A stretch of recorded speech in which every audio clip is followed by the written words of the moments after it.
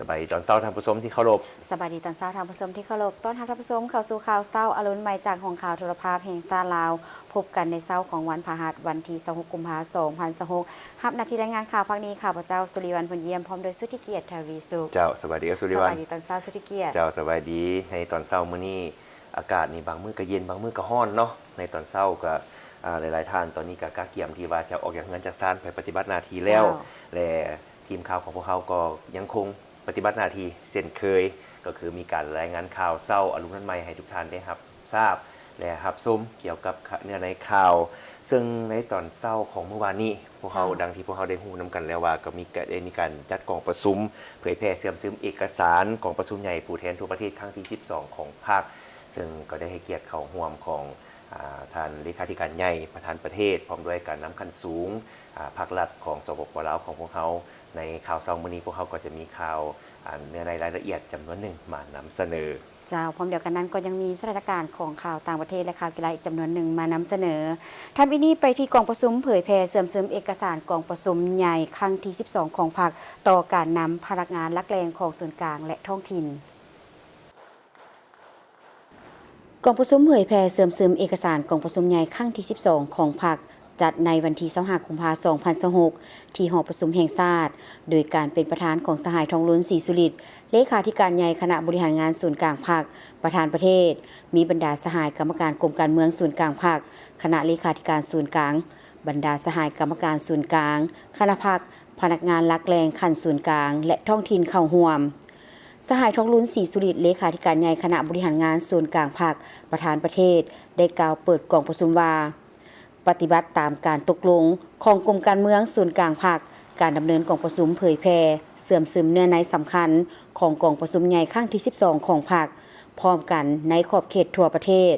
การดำเนินกองประชุมใหญ่ผู้แทนทั่วประเทศครั้งที่12ของพรรคได้รับผลสำเร็จอย่างจบงามอันได้ยั่งยืนอย่างจะแจ้งถึงความสามัคคีเป็นเอกภาพสูงและความรับผิดชอบอย่างเต็มเปี่ยมของทั่วพรรคซึ่งได้ตกลงปัญหาสำคัญและเป็นพื้นฐานของพรรคของการปฏิวัติและชะตากรรมของประเทศชาติในสุมปีต่อหน้าแต่ปัญหาใหญ่กว่าหมู่ที่ตั้งขึ้นแม่นเฮ็ดแนวใดให้แนวทางการเมืองอันถูกต้องของพรรคเฮาที่ถูกรับฮ้องเอานั้นได้รับการจัดตั้งปฏิบัติและมีประสิทธิผลกลายเป็นไสชนะในภาคตัวจริงมันเรียกร้องให้พรรคเฮายกสูงบทบาทการนำพาที่เข้มแข็งของพรรคความศักดิ์สิทธิ์แห่งการคุ้มครองบริหารรัฐและการเสริมขยายบทบาทสิทธิ์เป็นเจ้ารวมหมู่ของประชาชนให้สูงขึ้นย้อนแนวนั้นกองประชุมครั้งนี้จึงถือได้ว่าเป็นกองประชุมที่มีความหมายสำคัญยิ่งเปิดฉากให้แก่การเริ่มต้นผันขยายมติกองประชุมใหญ่ครั้งที่12ของพรรคเพื่อแนใส่สร้างความรับรู้เข้าใจที่ลึกซึ้งต่อเนื้อในจิตใจสำคัญของแนวทางการเมืองแนวทางการจัดตั้งที่ได้กำหนดออกในกองประชุมใหญ่ครั้งที่12ของพรรคอย่างเป็นระบบเสื่อมซึมกำแน่นเนื้อในที่จะได้นำพาซี่นำการผันขยายและจัดตั้งปฏิบัติตัวจริงสร้างให้ได้แผนดำเนินงานแผนปฏิบัติงานละเอียดของแต่ละแขนงการและท้องถิ่นที่กำหนดละเอียดหน้าเวียกแผนคนแผนเงินความรับผิดชอบกำหนดเวลาชัดเจนแทนตัวจริงและสามารถจัดตั้งปฏิบัติให้มีผลสำเร็จเป็นรูปธรรมมีกลไกระบบแบบแผนการชี้นำบัญชาติดตามกวดกาการสุกยู่จัดตั้งปฏิบัติที่ถูกต้องแท้ถึงและมีวิทยาศาสตร์มีความเป็นเอกภาพสูงอยู่ภายในมีความตัดสินใจอันเด็ดเดี่ยวกล้าหาญประดิษฐ์สร้างเพื่อผันขยายและจัดตั้งปฏิบัติมติกองประชุมใหญ่ครั้งที่12ของพรรคเข้าสู่ล่วงเลิกและเป็นรูปธรรมกองประชุมได้รับฟังการเสนอโดยสั่งรวมเกี่ยวกับเนื้อในสำคัญของโครงการการเมืองรายงานการเมืองที่ได้รายงานและรับฮ้องเอาในกองประชุมใหญ่ผู้แทนทั่วประเทศครั้งที่12ของพรรคซึ่งเผยแพร่โดยสหายพลเอกวิไลลาคำฟองกรรมการกรมการเมืองส่วนกลางพรรคผู้ประจำการคณะเลขาธิการส่วนกลางพรรคการผันขยายแผนพัฒนาเศรษฐกิจสังคมแห่งชาติ5ปีครั้งที่10โดยกำหนดเอาโครงการละเอียดเพื่อจัดตั้งปฏิบัติในแต่ละปีซึ่งเผยแพร่โดยสหายสอนไซศรีพันดรกรรมการกรมการเมืองส่วนกลางพรรคนายกรัฐมนตรี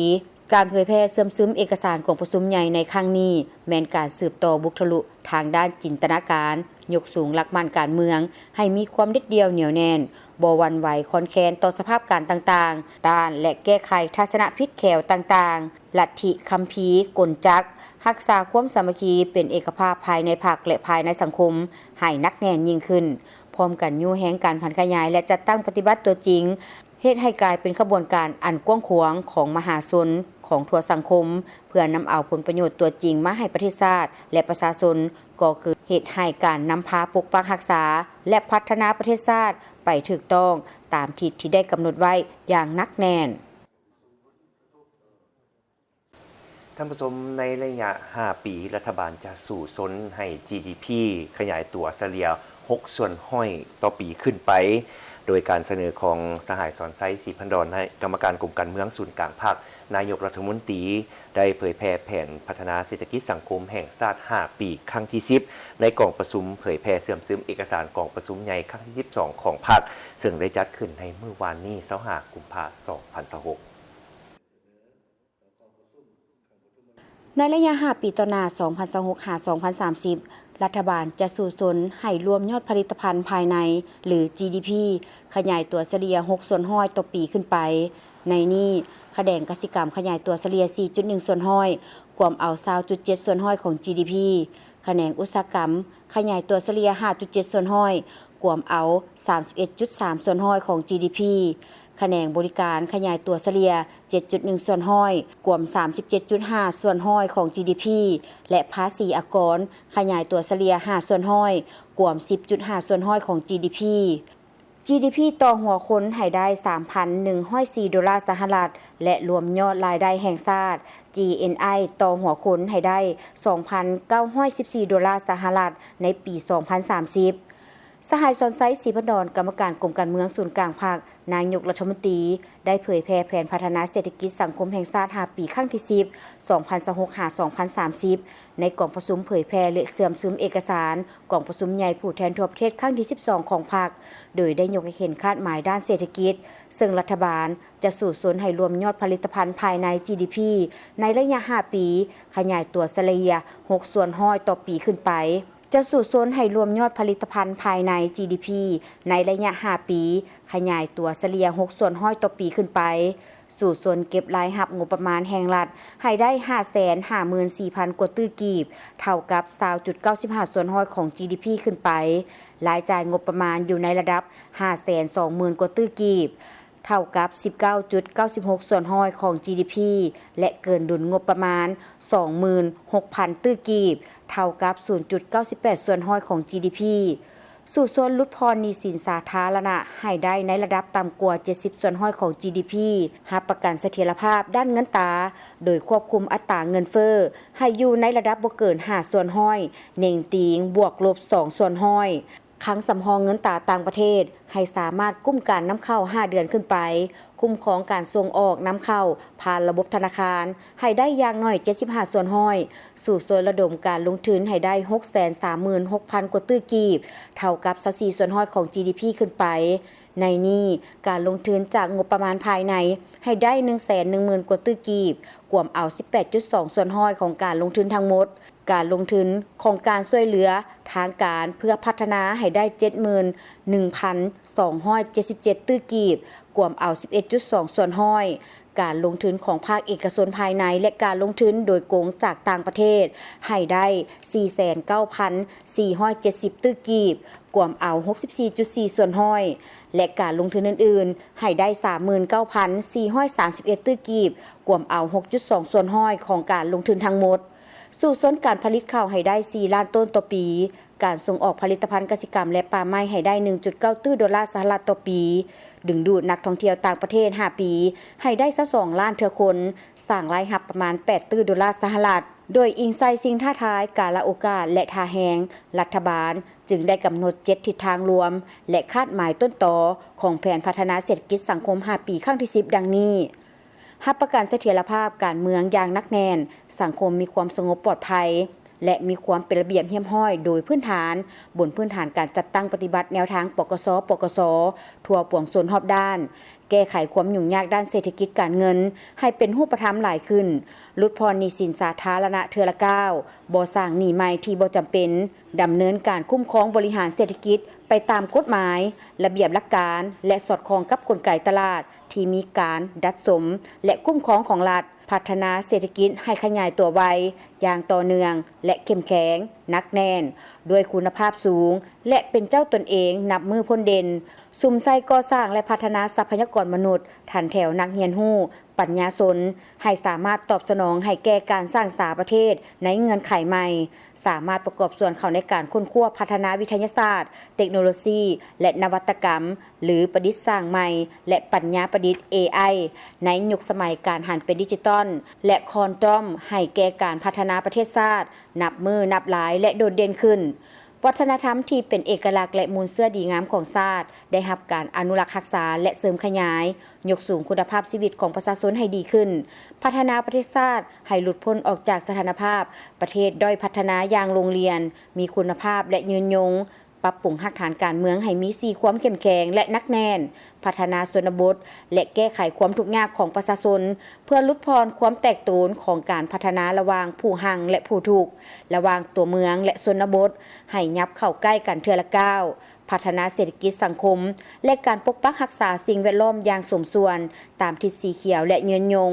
เคลื่อนไหวเวียกงานการต่างประเทศอย่างเป็นเจ้าการห้าวหันและได้รับการเชื่อมั่นการสนับสนุนและช่วยเหลือจากเพื่อนมิตรสากลมีบทบาทพ้นเด่นสูงขึ้นในเวทีภาคพื้นและสากลยกสูงประสิทธิภาพการคุ้มครองรัฐคุ้มครองเศรษฐกิจสังคมตามที่สร้างรัฐที่ปกครองด้วยกฎหมาย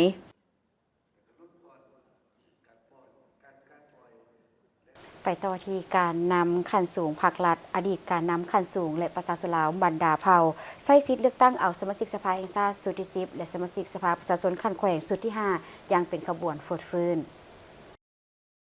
บัตรเลือกตั้งสมาชิกสภาแห่งชาติสุดที่10และสมาชิกสภาประชาชนขั้นแขวงสุดที่5ได้จัดขึ้นพร้อมกันในขอบเขตทั่วประเทศวันที่22กุมภาพันธ์2026การนำขั้นสูงภาครัฐและอดีตการนำขั้นสูงได้พร้อมกันใช้สิทธิ์ของตน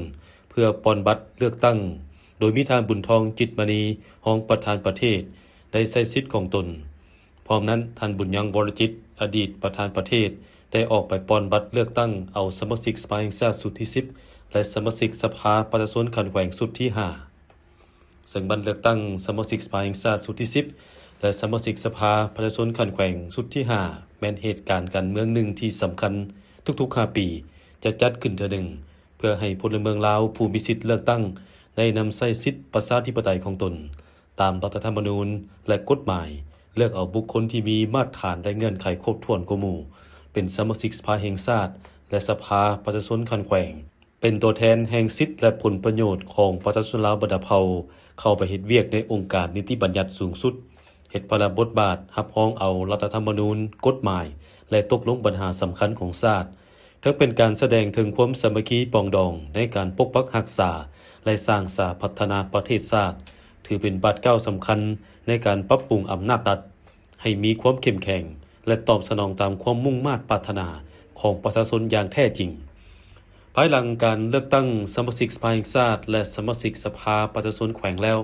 ก็จะได้ไขกองประชุมครั้งปฐมฤกษ์ของสภาแห่งชาติสุดที่10อย่างเป็นทางการเพื่อพิจารณาตกลงรับรองเอาปัญหาสำคัญต่างๆของชาติทั่วประเทศมีผู้มีสิทธิ์ปอนบัตรเลือกตั้งทั้งหมด 4,764,384 คนหญิง 2,384,104 คนในนี้มีผู้มีสิทธิ์เลือกตั้งอยู่ต่างประเทศที่สามารถใช้สิทธิ์ปอนบัตรเลือกตั้งตัวจริงมี 23,378 คนหญิง 7,828 คน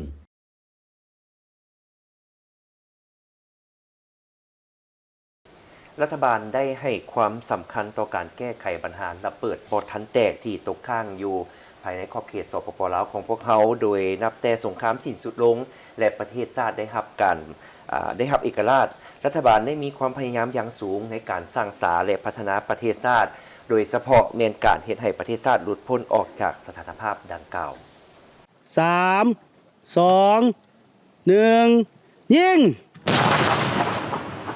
รัฐบาลได้ให้ความสำคัญต่อการแก้ไขปัญหาระเบิดบ่ทันแตก ที่ตกค้างอยู่สาธารณรัฐประชาธิปไตยประชาชนลาวโดยนับแต่สงครามสิ้นสุดลงและประเทศได้รับเอกราชรัฐบาลได้มีความพยายามอย่างสูงในการสร้างสรรค์และพัฒนาประเทศชาติโดยเฉพาะเป็นการเฮ็ดให้ประเทศชาติหลุดพ้นออกจากสถานภาพดังกล่าวแต่เนื่องจากว่าสาธารณรัฐประชาธิปไตยประชาชนลาวเป็นประเทศด้อยพัฒนามีข้อจำกัดทางด้านภูมิสันฐานพื้นที่ส่วนใหญ่ของประเทศแม้นเป็นเขตผู้ดอยพื้นที่ทำการผลิตจำกัดหลายแขวงยังพบพ่อกับปัญหาการตกค้างของระเบิดบ่ทันแตกเป็นจำนวนหลวงหลายที่ยังสืบต่อเป็นสิ่งกีดขวางให้การพัฒนาเศรษฐกิจสังคมด้วยเหตุนั้นการเก็บกู้ระเบิดบ่ทันแตกจึงเป็นเวียกงานบริมสิทธิ์หนึ่งที่สำคัญติดพันกับการพัฒนาประเทศชาติโดยเฉพาะการลดพรความทุกข์ยากให้แก่ประชาชนที่ต้องการนำใช้ที่ดินที่ปลอดภัยรัฐบาลจึงได้ถือเอาเวียกงานแก้ไขปัญหาระเบิดบ่ทันแตกการพัฒนาพื้นฐานโครงสร้างและนำใช้เข้าในการผลิตกสิกรรมซึ่งเป็นอาชีพต้นตอของประชาชนลาวบรรดาเผ่าถือได้ว่านโยบายของรัฐบาลสร้างโครงการนี้ขึ้นมาและก็ดำเนินโครงการนี้แม่นโครงการเส้นทางก้าวสู่ความปลอดภัยระยะที่1แม่น2003ถึง2010ไปวางแผนไว้มันระยะที่2แม่น2011ถึง2020ระยะที่3แม่นตั้งแต่2020มาถึงปัจจุบันนี้แม่นได้มีโครงการสืบต่อแต่2021ถึง2030ที่สำคัญแม่นรัฐบาลได้เสื่อมสารเวียงานแก้ไขปัญหาระเบิดบ่ทันแตกเข้าในวาระแห่งการพัฒนาสากลเป้าหมายพัฒนาสหสวัสดิ์คือพวกเอาพูดนำกันดีว่าสาปราสาททับพ้องเอา MDG เก่าเฉพาะลาวมี8 MDG ของโลกนี่นะแต่ว่าลาวต้องได้เพิ่มเติมอีกเป้าหมายพัฒนาระยะไม้แม่นมี17เป้าหมายว่าเป้าหมายพัฒนาแบบยืนยงแต่ว่าเพิ่มเป้าหมายหนึ่งให้แก่ลาวตัวใส่ MDG นี่พิเศษเลยสหประชาชาติฮู้ว่าเพิ่มเป้าหมายหนึ่งเขาเป็นเป้าหมายแห่งเรื่องการแก้ไขปัญหาระเบิดบ่ทันแตกภายหลัง30ปีแห่งการสร้างตั้งโครงการเก็บกู้ระเบิดแห่งชาติหรือ UXO ลาวเห็นว่าคะแนนการแก้ไขปัญหาระเบิดบ่ทันแตกก็ได้รับการพัฒนาขึ้นเป็นก้าวๆอย่างต่อเนื่องข้าพเจ้ายังจื้อได้ในปี 2008 สาธารณรัฐประชาธิปไตยประชาชนลาวเป็นประเทศลำดับที่2รองจากนอร์เวย์ประเทศนำพาสร้างสนธิสัญญาในการลงนามรับรองเอาสนธิสัญญาว่าด้วยการเกิดห้ามระเบิดลูกวานหรือ CCM ซึ่งก็แม่นข้าพเจ้าเองที่ได้นำพาคณะผู้แทนเข้าร่วมพิธีลงนามครั้งประวัติศาสตร์ในครั้งนั้นซึ่งเวลานั้นมีประมาณ40กว่าประเทศที่เข้าร่วมลงนามและสาธารณรัฐประชาธิปไตยประชาชนลาวก็ได้ประกาศในขณะนั้นทันทีว่าจะรับเป็นเจ้าภาพจัดกองประชุมรัฐภาคีข้างทำอิฐที่นครหลวงเวียงจันทน์ในปี 2010 ซึ่งการเป็นเจ้าภาพกองประชุมในครั้งนั้นของสาธารณรัฐประชาธิปไตยประชาชนลาวได้เปิดโอกาสให้ทั่วโลกได้เห็นถึงผลกระทบอันร้ายแรงของระเบิดลูกวานและเป็นเวทีอันสำคัญในการระดมคนขวยการช่วยเหลือเข้าในแขนงการดังกล่าวจนถึงปัจจุบันสนธิสัญญาดังกล่าวก็ได้มีสมาชิกเพิ่มขึ้นเป็น111ประเทศและในสาธารณรัฐประชาธิปไตยประชาชนลาวยุทธศาสตร์แห่งชาติในการแก้ไขปัญหาระเบิดบ่ทันแตกว่าด้วยเส้นทางก้าวสู่ความปลอดภัยก็ได้จัดตั้งปฏิบัติมาถึงฉบับที่3ปี 2021-2030 จุดสุมของพวกเฮาแม่นจุดสุมกอบกู้เอากู้ระเบิดออกมาให้ความปลอดภัยแก่ที่ประชาชนกำลังทำมาหากินอยู่ที่สถานที่ที่มีการลงทุนของภายในและต่างประเทศหลายขึ้นสถานที่ให้การพัฒนาตรงไหนตรงหน้าของประชาชนบ่ให้มีระเบิดบ่อนใดที่มีการพัฒนาและมีการลงทุนของภายในและต่างประเทศ พวกเขาเอาองค์การเก็บกู้ระเบิดนี่ไปดำเนินการเก็บกู้ซะก่อนให้มีความปลอดภัยแล้วจังให้มีการดำเนินการมีการลงทุนตัวนี้มันเพิ่มเขาเอิ้นว่าทุนเพิ่มมูลค่าของการลงทุนเขาแต่ว่าจำเป็นก็ต้องได้เฮ็ดและผู้ลงทุนของต่างประเทศเขามาเขาก็เชื่อมั่นพวกเฮาว่ารัฐบาลเอาใจใส่ให้ความปลอดภัยในการลงทุนนั้น การจัดตั้งปฏิบัติสนธิสัญญาว่าด้วยการเกิดห้ามระเบิดลูกวานมาฮอดปัจจุบันแม้นถือว่าบรรจบมาครบรอบการทบทวนคืนรอบเวียนที่ 3 ในปี 2026 นี้ซึ่งสาธารณรัฐประชาธิปไตยประชาชนลาวแม้นมีความภาคภูมิใจที่สุดที่ได้รับความไว้วางใจจากบรรดาประเทศสมาชิกรวมทั้งองค์การจัดตั้งสากลในการเป็นประธานและเจ้าภาพจัดกองประชุมดังกล่าวอีกครั้งหนึ่งที่นครหลวงเวียงจันทน์อันนี้แม่นการแสดงถึงเจตนารมณ์อันมั่นคงและเสมอต้นเสมอปลายของสาธารณรัฐประชาธิปไตยประชาชนลาวในการประกอบส่วนสร้างสันติภาพในโลกผ่านขบวนการของสนธิสัญญาดังกล่าวไปเคียงคู่กับการแก้ไขสภาพระเบิดบ่ทันแตกที่ยังคงค้างภายในประเทศในตอนนี้เวียกงานระเบิดบ่ทันแตกจะต้องสืบต่อเป็นหนึ่งในบุริมสิทธิ์ของรัฐบาลต้องสุ่มใส่สร้างยุทธศาสตร์การระดมทุนเพื่อให้คะแนนการดังกล่าวมีความยืนยงและจะต้องได้มีการสร้างหน่วยงานค้นคว้าเทคโนโลยีเข้าในการกวดกู้เพื่อให้สามารถรับประกันความปลอดภัยในการแก้ไขปัญหาดังกล่าวในเขตบุริมสิทธิ์ให้ว่องไวขึ้นและดีขึ้นกว่าเก่าย้อนว่าถ้าอิงใส่เทคโนโลยีที่เฮามีในปัจจุบันการกวดกู้จะต้องใช้เวลาเป็นร้อยๆปีจึงจะสำเร็จแขวงเวียงจันทน์ตีราคาคืนเวียกงานบริหารการศึกษาและกีฬากองประชุมผู้บริหารการศึกษาและกีฬาแขวงเวียงจันทน์ประจำภาคเรียนที่ 1และวางทิศทางแผนการภาคเรียนที่ 2 ประจำศุกร์เรียน 2025-2026 จัดขึ้นในวันที่ 24 กุมภาพันธ์ 2026 ที่ผ่านมาที่แผนกศึกษาธิการและกีฬาแขวงโดยการเป็นประธานของทานคำขันทวีวรหัวหน้าแผนกศึกษาธิการและกีฬาแขวงมีทานคำพันธ์สนะภัยห้องประธานสภาประชาชนแขวงพร้อมด้วยห้องการศึกษาธิการและกีฬา 11 เมืองบรรดาผู้อำนวยการโรงเรียนมศ.และม.ปลายทางภาครัฐและเอกชนทั่วแขวงเข้าร่วมทานคำขันทวีวรได้กล่าวว่า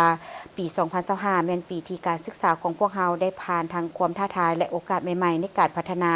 โดยพวกเฮาได้เน้นใส่การยกระดับคุณภาพการเรียนการสอนการพัฒนาครูอาจารย์การปรับปรุงหลักสูตรให้สอดคล้องกับสภาพการเปลี่ยนแปลงและการนำใช้เทคโนโลยีเข้าสู่การบริหารและการเรียนการสอนพร้อมกันนั้นยังได้ขยายโอกาสเข้าถึงการศึกษา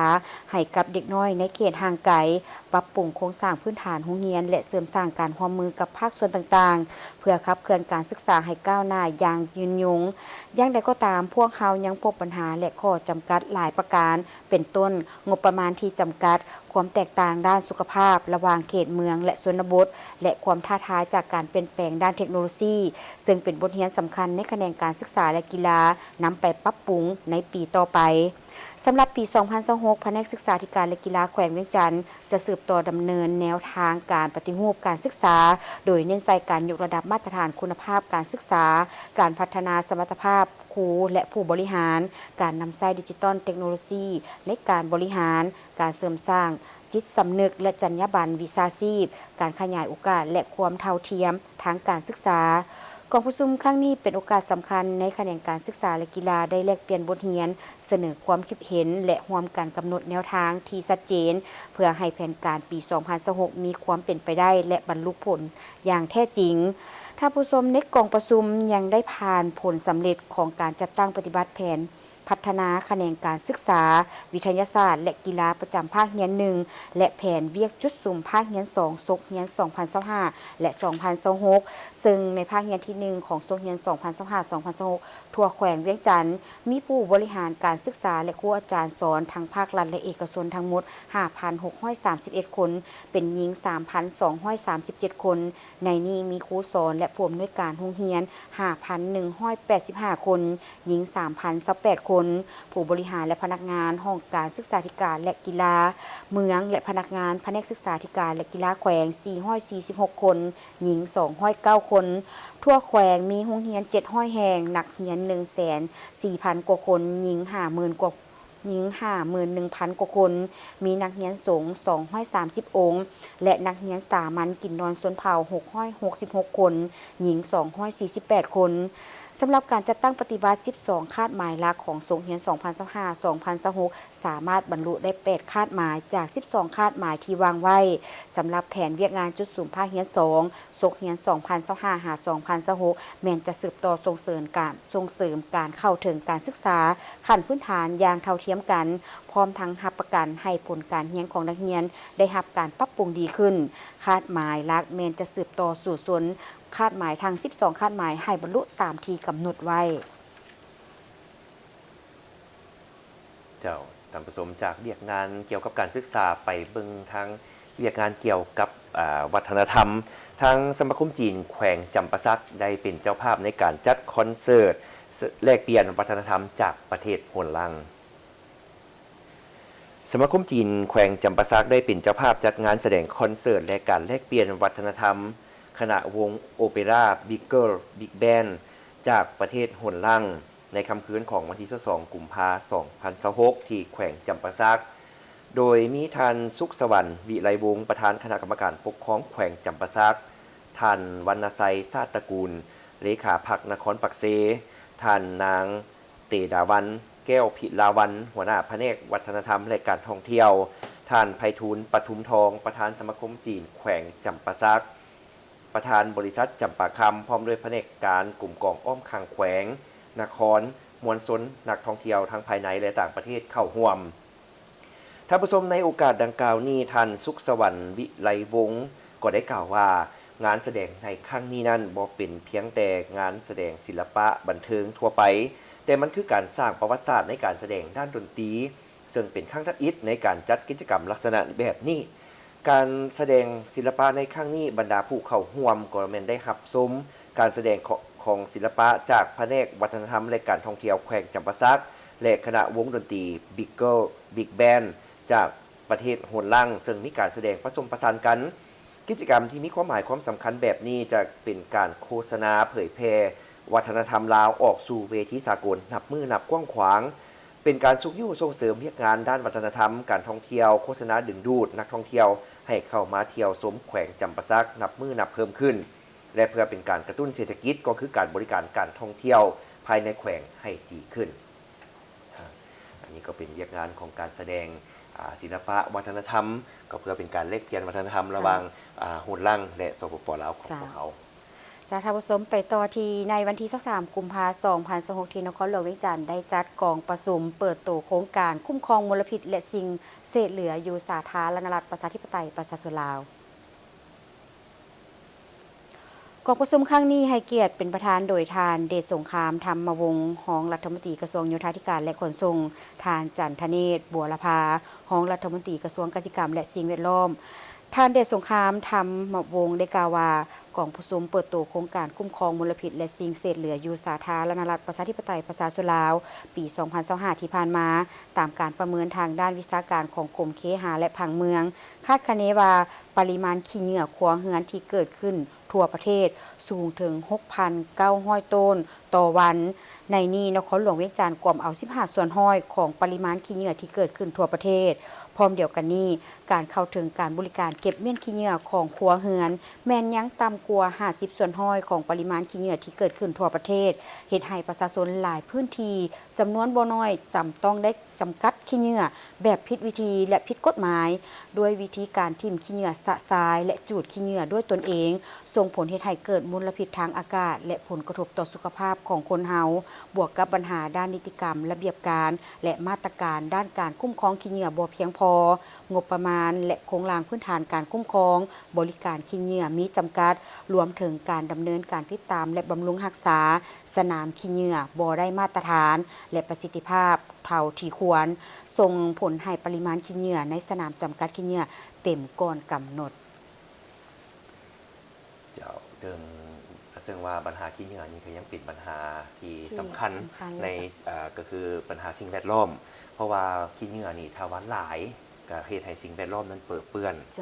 เพราะว่าจะเป็นว่าไหลลงน้ำบ่หรือว่าปลิวไปในอากาศบ่ก็เป็นการแคมถนนหนทางเจ้าก็ขอให้เป็นเจ้าการน้ำกัน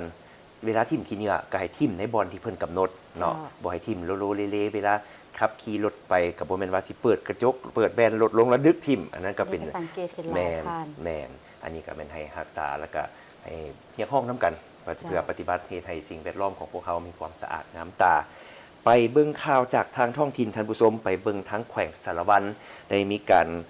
ร่วมกองประชุมเผยแพร่เสื่อมซึมมติกองประชุมใหญ่ครั้งที่12ของพรรคผ่านระบบกองประชุมทางไกลที่หอประชุมแห่งชาติโดยให้เกียรติเข้าร่วมและกล่าวเปิดกองประชุมของสหายทองหลุนศรีสุริตเลขาธิการใหญ่คณะบริหารงานศูนย์กลางพรรคประธานประเทศมีบรรดาสหายกรมการเมืองคณะเลขาธิการศูนย์กลางพรรคคณะพรรคพนักงานหลักแรงเข้าร่วมสำหรับอยู่แขวงสารวันแม่นจัดขึ้นที่สโมสรแขวงผ่านระบบกองประชุมทางไกลโดยการเข้าร่วมของสหายดาวบงพรแก้วกรรมการศูนย์กลางพรรคเลขาคณะบริหารงานพรรคแขวงสหายประเดิมพรสนธนีรองเลขาพรรคแขวงประธานคณะกรรมการปกครองแขวงสารวันพร้อมด้วยบรรดาสหายในคณะประจำพรรคแขวงกรรมการพรรคแขวงหัวหน้าห้องหัวหน้าแผนกการและพนักงานหลักแรงในแต่ละโครงเขตเข้าร่วมในการเผยแพร่ครั้งนี้สหายเลขาธิการใหญ่ได้เน้นหนักถึงความหมายความสำคัญของกองประชุมซึ่งถือเป็นการเปิดฉากให้แก่การเริ่มต้นผ่านขยายมติกองประชุมใหญ่ครั้งที่12ของพรรคโดยได้กำหนดจุดประสงค์อันเป็นเข็มทิศแนวทางใน5ข้อที่สำคัญคือสร้างความรับรู้เข้าใจที่ลึกซึ้งต่อเนื่องในจิตใจสำคัญของแนวทางการเมืองและแนวทางการจัดตั้งที่ได้กำหนดในกองประชุมใหญ่ครั้งที่12ของพรรคอย่างเป็นระบบเสื่อมซึมกำแนนเนื้อในที่จะได้นำพาสีนำพันขยายและจัดตั้งปฏิบัติตัวจริงสร้างให้ได้แผนดำเนินงานแผนปฏิบัติงานละเอียดของแต่ละแขนงการและท้องถิ่นแผนคนแผนเงินความรับผิดชอบกำหนดเวลาชัดเจนแทดเหมาะกับตัวจริงและสามารถจัดตั้งปฏิบัติให้มีผลสำเร็จเป็นรูปธรรมมีกลไกระบบแบบแผนการนำพาบรรษาติดตามกฎการสุกอยู่จัดตั้งปฏิบัติที่ถูกต้องแท้ถึงและวิทยาศาสตร์มีความเป็นเอกภาพสูงอยู่ภายในมีความตัดสินใจอันเด็ดเดียวกล้าหาญประดิษฐ์สร้างเพื่อพันขยายและจัดตั้งปฏิบัติมติกองประชุมใหญ่ครั้งที่12ของพรรคเข้าสู่ลงเลิกและเป็นรูปธรรมการเผยแพร่เสื่อมซึมเอกสารกองประชุมใหญ่ในครั้งนี้แม้นการสืบต่อบุกทะลุทางด้านจินตนาการยกสูงหลักมั่นการเมืองให้มีความเด็ดเดี่ยวแน่วแน่บ่หวั่นไหวคลอนแคลนต่อสภาพการต่างๆต้านและแก้ไขทัศนปิดเกลียวต่างๆลัทธิคัมภีร์กลจักรรักษาความสามัคคีเป็นเอกภาพภายในพรรคและภายในสังคมให้นักแน่นพร้อมกันอยู่แห่งพันขยายและจะตั้งปฏิบัติตัวจริงเฮ็ดให้กลายเป็นกระบวนการอันกว้างขวางของมหาชนของทั่วสังคมเพื่อนำเอาผลประโยชน์ตัวจริงมาให้ประเทศชาติและประชาชนก็คือเห็นให้การนำพาปกปักรักษาและพัฒนาประเทศชาติไปถูกต้องตามทิศที่กำหนดไว้อย่างนักแน่นนอกนั้นยังได้รับฟังการรายงานเนื้อในสำคัญของโครงการการเมืองบทรายงานการเมืองที่ได้รับรองเอาในกองประชุมใหญ่ผู้แทนทั่วประเทศครั้งที่12ของพรรคการพันขยายแผนพัฒนาเศรษฐกิจสังคมแห่งชาติ5ปีครั้งที่10โดยกำหนดเป็นโครงการอันละเอียดเพื่อจัดตั้งปฏิบัติในแต่ละปีรองประธานศูนย์กลางสหพันธ์แม่หญิงเผยแพร่ผลสำเร็จกองประชุมใหญ่ผู้แทนแม่หญิงทั่วประเทศครั้งที่9ที่แขวงพงศาลีที่สโมสรใหญ่ของแขวงโดยสหายนางธรรมาเพชรวิไสรองเลขาคณะพรรครองประธานคณะบริหารงานศูนย์กลางสหพันธ์แม่หญิงลาวได้เป็นประธานในการเผยแพร่ผลสำเร็จของกองประชุมใหญ่ผู้แทนแม่หญิงทั่วประเทศครั้งที่9ที่แขวงพงศาลีมีสหายนางคำมราสุวงศ์กรรมการพรรคแขวงประธานสหพันธ์แม่หญิงแขวงพงศาลีมีบรรดาคณะบริหารงานสหพันธ์แม่หญิงแขวงประธานหักฐานหัวหน้าหน่วยสหพันธ์แม่หญิงตลอดฮอดสมาชิกแม่หญิงอ้อมข้างแขวงและอ้อมข้างเมืองเข้าร่วมในโอกาสนี้สหายนางคำมราสุวงศ์กรรมการพรรคแขวงประธานสหพันธ์แม่หญิงแขวงพงศาลีได้รายงานสภาพการโดยย่อในการจัดตั้งปฏิบัติเวียกงานของสหพันธ์แม่หญิงแขวงพงศาลีถึงผลสำเร็จสิ่งท้าทายและทิศทางการพัฒนาเวียกงานแม่หญิงในต่อหน้าแขวงพงศาลีมี7เมืองมี503บ้าน56กลุ่ม 47,694 ครอบครัว 22,258 คนหญิง 99,711 คนมี15ชนเผ่าที่ ที่มีฮิตของประเพณีวัฒนธรรมและภาษาปากเบาที่แตกต่างกันแต่อยู่ร่วมกันโดยอย่างสันติ ปัจจุบันปฏิบัติตามมติของกรมการเมืองส่วนกลางภาคในการสร้างตั้งป่าแสงสำนักแขวงพงศรีสภาประชาชนแขวงได้หับห้องเอาการสร้างตั้งตาแสงอยู่7เมืองในทั่วแขวงมี33ตาแสงและเบียกงานกงจักการจัดตั้งในนิสาพันธ์แม่หญิงในทั่วแขวงเพื่อตอบสนองตามความมีความต้องการของหน้าที่การเมืองในระยะใหม่ได้ปรับปรุงการจัดตั้งแม่หญิงแต่ละขั้นให้มีความเข้มแข็งเคลื่อนไหวตามพระบทบาทติดตามและสุขอยู่น้องแม่หญิงในเกณฑ์อายุที่มีมาตรฐานเงื่อนไขครบถ้วนขยายเข้าเป็นสมาชิกสาพันธ์แม่หญิงให้นับมือไหลซึ่งในปี2025นี้สามารถขยายสมาชิกใหม่ได้551คนทั่วแขวงมี822หักฐานหน่วยขึ้นกับ35หน่วยและในอ้อมข้างแขวงมี43หักฐานหน่วยซึ่งในทั่วแขวงมีแม่หญิงทั้งหมด 99,370 สหายมีสมาชิกสาพันธ์ทั้งหมด 23,876 สหายจากนั้นของประธานศูนย์กลางสาพันธ์แม่หญิงได้เผยแพร่ผลสำเร็จกองประชุมใหญ่ผู้แทนแม่หญิงลาวทั่วประเทศครั้งที่9ซึ่งได้รับพ้องเอาเนื้อในสำคัญและบรรดาเอกสารต่างๆที่สำคัญเป็นต้นแมนรับพ้องเอารายงานการเมืองทั้ง2ภาคพร้อมทั้งกำหนดทิศทางคาดหมายสู่โซน5ปี2026-2030รับพ้องเอาวิสัยทัศน์ฮอดปี2035แผนพัฒนาแม่หญิงลาว5ปี2026-2030ซึ่งมี9เป้าหมาย31แผนเบียกจุดสุมและ144เบียกจุดสุมรับพ้องเอากฎระเบียบของสาพันธ์แม่หญิงลาวสมัยที่9รับพ้องเอาคำควรและข้อแข่งขันของสาพันธ์แม่หญิงลาวสมัยที่9สืบต่อรักษาและปฏิบัติคำควรพัฒนาความเสมอภาคหญิงชายติดพันกับการพัฒนาประเทศชาติและข้อแข่งขัน3ดีคือพลเมืองดีพัฒนาดีและสร้างครอบครัวดีและเผยแพร่การนำใช้กฎระเบียบของสหพันธ์แม่หญิงสมัยที่9ซึ่งรวมมี11หมวดและ54มาตราเพื่อให้องค์การจัดตั้งสหพันธ์แม่หญิงขั้นต่างๆสามารถนำไปเป็นบนอิงในการเคลื่อนไหวเบียกงานให้มีความถูกต้องสอดคล้องพร้อมทั้งประกอบคำคิดคำเห็นอย่างกงไปกงมาในโอกาสวันเดียวกันสหายนางธรรมาเพชรพิไสห้องเลขาคณะภาคห้องประธานคณะบริหารงานศูนย์กลางสหพันธ์แม่หญิงลาวพร้อมคณะได้ลงสุกยู่ติดตามกิจกรรมพัฒนาแม่หญิงการผลิตสินค้าโอลอปของน้องแม่หญิงการผลิตของกลุ่มหัตถกรรมเครื่องชนเผ่าอาคา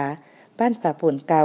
และการผลิตกสิกรรมบ้านใหม่เมืองบุญเหนือแขวงพงศรีจากนั้นห้องเลขาคณะภาคห้องประธานคณะบริหารงานส่วนกลางและประธานสหพันธ์แม่หญิงแขวงมอบเงินจำนวน2ล้านกีบให้แก่ของกลุ่มหัตถกรรมเครื่องชนเผ่าอาคาบ้านป่าปูนเก่าตื่มอีกไปต่อกันที่ทางแขวงคำมวนเลขาคณะบริหารงานพรรคแขวงคำมวนตอนรับการเข้าพบปะของห้องหัวหน้าคณะโฆษณาอบรมศูนย์กลางพรรคท่านไสสนาโคตรภูธรเลขาคณะบริหารงานพรรคแขวงคำมวนพร้อมด้วยบรรดาท่านในคณะการนำของแขวงได้ต้อนรับการเข้าพบปะของท่านลาวเป่าส่งนวงไซห้องหัวหน้าคณะโฆษณาอุโหมศูนย์กลางภาคพร้อมคณะที่มาเคลื่อนไหวเยี่ยมยามและเฮ็ดเวียกอยู่แขวงขมวนโดยจัดขึ้นที่ห้องรับแขกห้องว่าการแขวงในนามต่างหน้าการนำขั้นสูงของแขวงท่านไสสนาโคตรภูธรเลขาคณะบริหารงานพรรคแขวงขมวนก็ได้แสดงความต้อนรับอันอบอุ่นต่อการเข้าพบปะเยี่ยมยามของคณะในครั้งนี้โอกาสดังกล่าวท่านลาวเป่าส่งนวงไซห้องหัวหน้าคณะโฆษณาอบรมศูนย์กลางภาคก็ได้แจ้งจุดประสงค์ในการเคลื่อนไหวเยี่ยมยามและเฮ็ดเวียกของคณะอยู่แขวงขมวนให้ท่านเลขาคณะบริหารงานพรรคแขวงขมวนได้รับรู้โดยเฉพาะแม่นเพื่อติดตามสุขอยู่บรรดาหน้าเวียกที่ติดพันกับโครงเขตคะแนนการของคณะโฆษณาอบรมพร้อมทั้งถือโอกาสนี้แสดงความปิติยินดีต่อการมารับหน้าที่ดำรงตำแหน่งเป็นเลขาคณะบริหารงานพรรคแขวงขมวนของท่านไสสนาโคตรภูธรนอกนั้นยังได้เล็กเปลี่ยนความคิดความเห็นร่วมกันในหลายปัญหา เพื่อเป็นทิศทางในการสุบยูส่งเสริมและพัฒนาเวียกงานของคณะโฆษณาอบรมอยู่ขั้นท้องถิ่นให้นับมือได้รับการพัฒนาอย่างต่อเนื่อง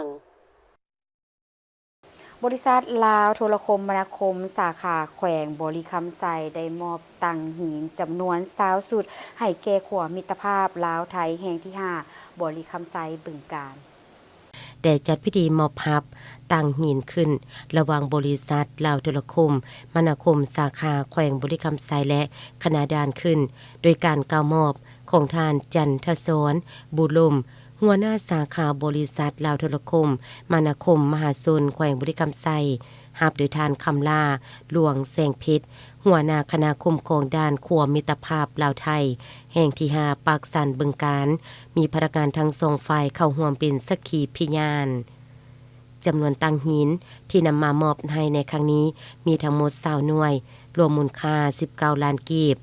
จุดประสงค์ก็เพื่อนำไปไว้ตามจุดต่างๆเป็นแมนจุดขึ้นลงรถโดยสารระหว่างประเทศสร้างสิ่งอำนวยความสะดวกสบายให้แก่ผู้มาใช้บริการโอกาสดังกล่าวนี้ท่านคำลาหลวงแสงเพชรหัวหน้าคณะคุ้มครองด้านขัวมิตรภาพลาวไทยแห่งที่5ปากสันบึงกาฬได้ตกลงมอบใบยังโยให้แก่บริษัทลาวโทรคมมนาคมมหาชนสาขาแขวงบริคำไซที่มีผลงานสลาทุนหอนของบริษัทประกอบส่วนเข้าในเวียกงานรวมพร้อมแล้วที่จะนำเอาเครื่องมอบในครั้งนี้นำใช้ให้เกิดประโยชน์ต่อสังคม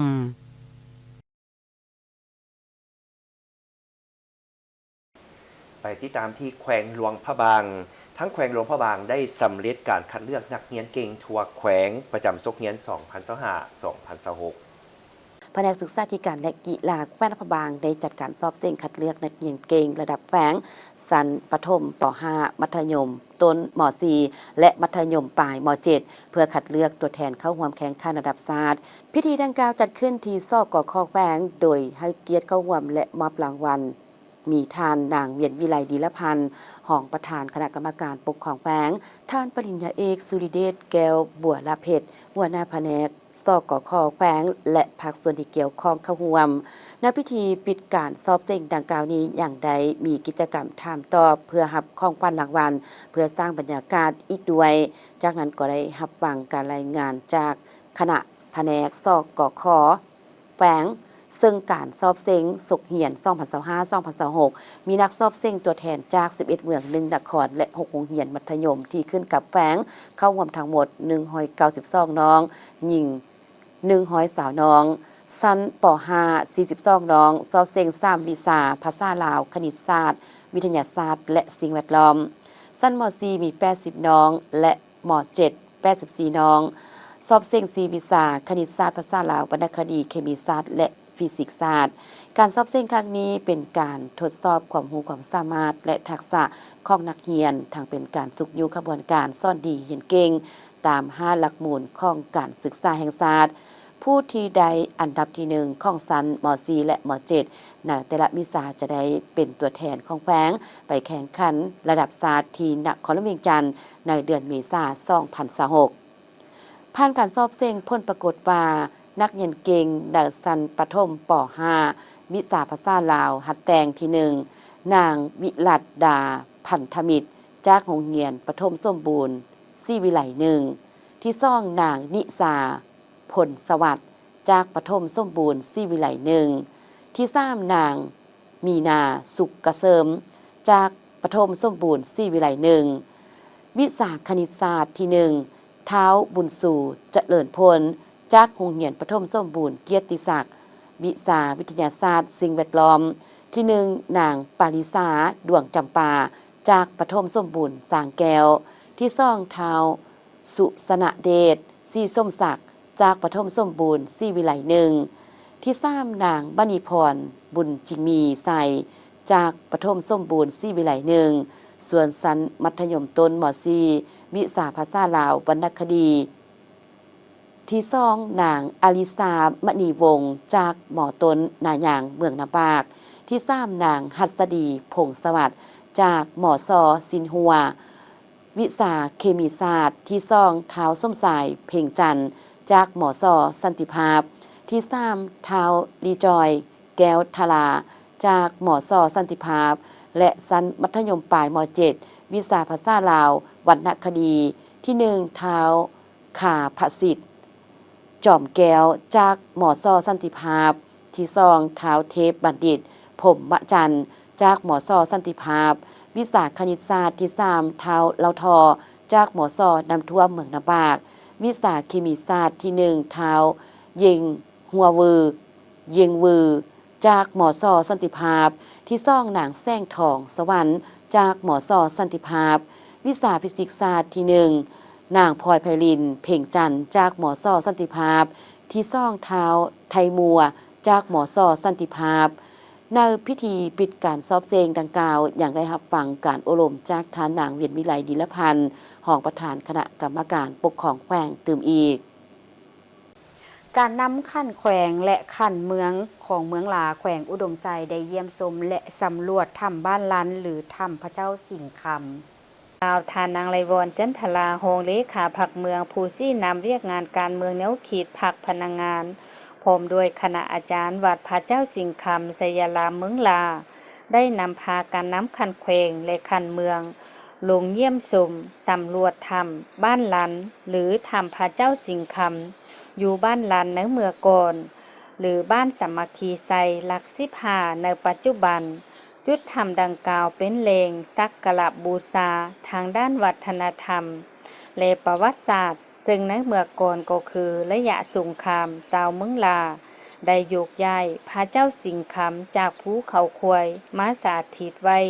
ในถ้ำแห่งนี้เพื่อหลีกภัยสงครามมาฮอดปัจจุบันจึงเอิ้นว่าถ้ำพระเจ้าสิงห์ค